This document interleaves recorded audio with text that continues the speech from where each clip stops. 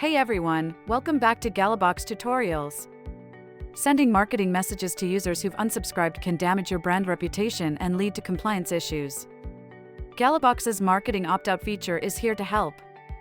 This feature gives you more control over your marketing communications, allowing you to set custom unsubscribe keywords and manage customer preferences easily. Let's see how to configure.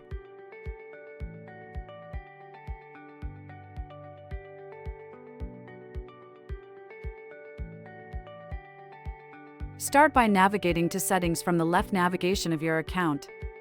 From the second navigation, choose the WhatsApp channel option. Switch to Configurations tab. Scroll down to locate the Marketing Opt-in section. By default, Marketing Opt-in is enabled, so you can immediately start configuring your settings. You can add up to 5 additional keywords that will trigger Marketing Opt-out.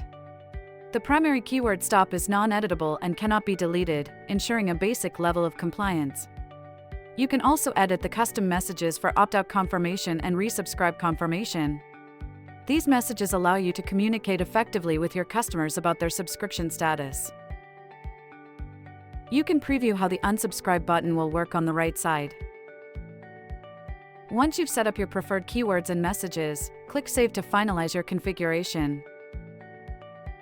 And that's how you configure the marketing opt-out feature in Gallabox. By setting up this feature, you can ensure you're respecting customer preferences and avoiding any compliance issues related to marketing communications.